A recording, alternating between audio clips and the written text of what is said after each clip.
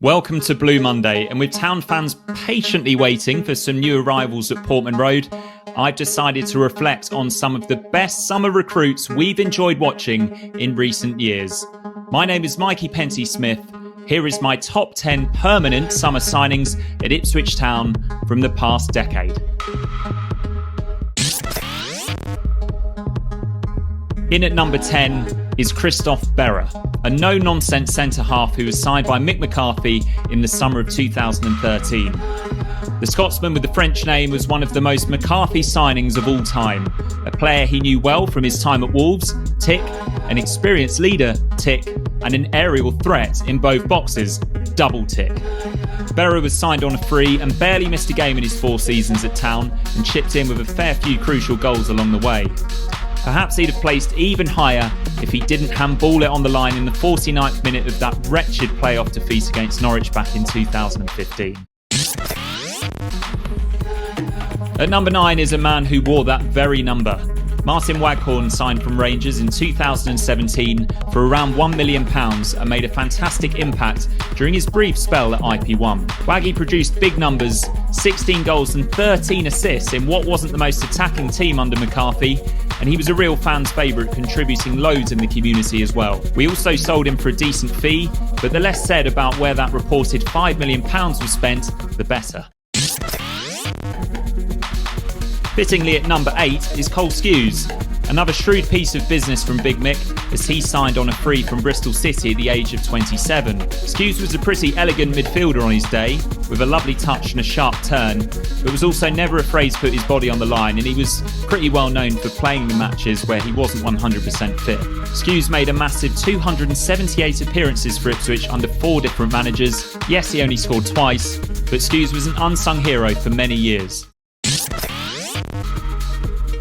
I have yet another early McCarthy signing at number 7 in the form of David McGoldrick, who made his loan move from Forest permanent in the summer of 2013. On his day, McGoldrick was genuinely Premier League class as he went on to show at his next club, Sheffield United. Didsy, as he was known, certainly wasn't blessed with pace but had an incredibly high football IQ and scored some fantastic goals and formed some deadly partnerships in attack. I absolutely loved watching McGoldrick play, and I just wish we could have kept him fit for longer. Now to number 6, and the most recent summer signing in my top 10. Leif Davis signed from Leeds for a 7-figure fee on the eve of the 2022-23 season. After a difficult debut, Davis quickly emerged as a crucial component of Kieran McKenna's team at both ends of the pitch. But it's in the attacking third where he stood out most, with 3 goals and a massive 14 assists. Hopefully Leif will continue to flourish in the Championship, and then of course in the Premier League, and move even higher up my list. Now, in the balmy summer of 2021, we were told to expect big things from our first summer transfer window with the game-changer owners in place and Paul Cook at the helm. So the £250,000 arrival of a winger from Fleetwood didn't exactly have us jumping up and down with excitement. But Wes Burns soon emerged as an absolute star, and an incredibly handsome one at that. Burns was the player of the season in his first year at the club after scoring 12 goals and providing 7 assists in League One. The Welsh winger was a marksman for much of the early part of the following season, but proved himself time and time again in the big matches. He ended the campaign with 14 assists and 8 goals and maintained the best hair in the league to boot. He's number 5.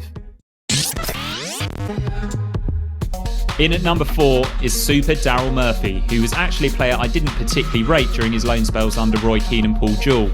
He signed permanently in 2013, and in the 2014-15 season, Murph produced one of the all-time best individual performances across the season from any Ipswich player in any era. The Island international scored 27 times to almost single-handedly power us into the playoffs for the first time in over a decade, and scored some absolute humdingers along the way. The former Sunderland and Celtic forward was only able to score 10 the following season, but still commanded a decent transfer fee, with Newcastle forking out £3.5 million for his services in 2016. McCarthy unfortunately didn't see much of that money. Leon Best had already come in on a free, and that signalled the beginning of the end of that era. Number 3 is one of my favourite ever goalkeepers.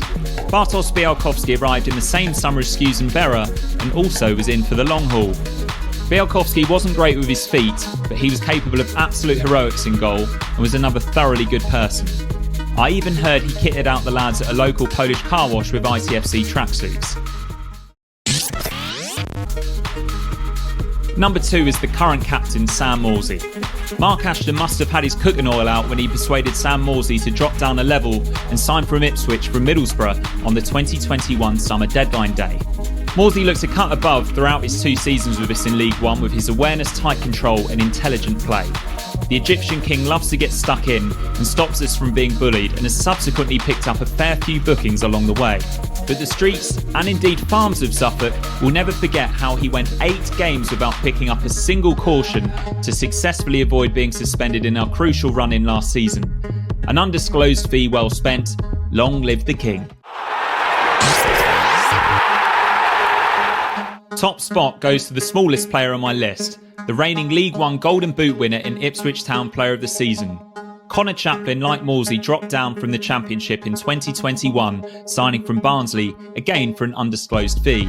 Chaplin showed us glimpses of his potential in his first year, but it was last season where he became a modern-day Ipswich Town hero. His incredible 26 goals and 5 assists from the number 10 position don't even tell the whole story. I think he deserves top spot on this list on the basis of that incredible contribution to a genuinely successful season which ended in promotion. Now perhaps it's recency bias that sees 2 current players at the top of my list, but perhaps I was harsh to leave out Big Freddy Ladapo. Perhaps my order or my opinions are all wrong. Let me know in the comments what your top 10 would be and why. And while you're there, please hit that like button, if not for the algorithm, for my self-esteem. Thanks for watching.